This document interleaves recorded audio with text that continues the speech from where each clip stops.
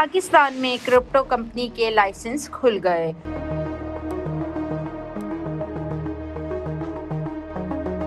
Virtual اثاثوں کے کاروبار کے لیے باقاعدہ ریگولیٹری نظام نافذ۔ دیکھیے انس شیخ کی خصوصی رپورٹ۔ موجودہ کمپنیوں کو 5 ستمبر تک NOC ورنہ کاروبار بند کرنا ہوگا۔ اسلام آباد پاکستان کرپٹو اور ورچوئل اثاثوں کے کاروبار کے لیے باضابطہ لائسنسنگ نظام کھول دیا، جس کے تحت کرپٹو کمپنیوں اور ورچوئل اثاثہ سروس فراہم کرنے والے ادارے اب ریگولیٹری منظوری کے لیے درخواست دے سکتے ہیں۔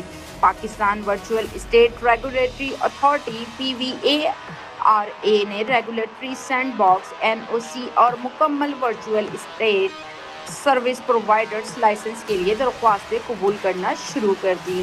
نئے قانون کے تحت لائسنس کے بغیر ورچوئل اثاثوں سے متعلق خدمات فراہم کرنا ممکن نہیں ہوگا۔ کرپٹو ایکسچینج، بروکریج، اثاثوں کی تحویل، قرض، ڈیریٹو، اثاثہ مینجمنٹ، ٹرانسفر اور سیٹلمنٹ سمیت مختلف شعبے اس نظام کے دائرے میں شامل ہیں۔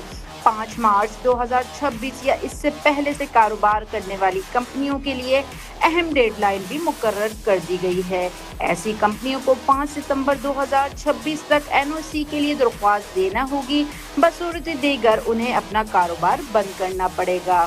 مکمل لائسنس کے لیے کمپنی کا پاکستان میں رجسٹرڈ ہونا، مقررہ سرمایہ ڈائریکٹرز اور اہم افسران کی جانچ، منی لانڈرنگ اور دہشت گردی کی مالی معاونت کی روک تھام کا نظام، سائبر سیکیورٹی اور کاروباری تسلسل کے انتظامات لازمی ہوں گے۔ نئی اور جدت پر مبنی کمپنیوں کے لیے پہلے ریگولیٹری سینڈ باکس میں محدود پیمانے پر آزمائش اور کامیابی کے بعد مکمل لائسنس کا راستہ بھی کھول دیا گیا ہے۔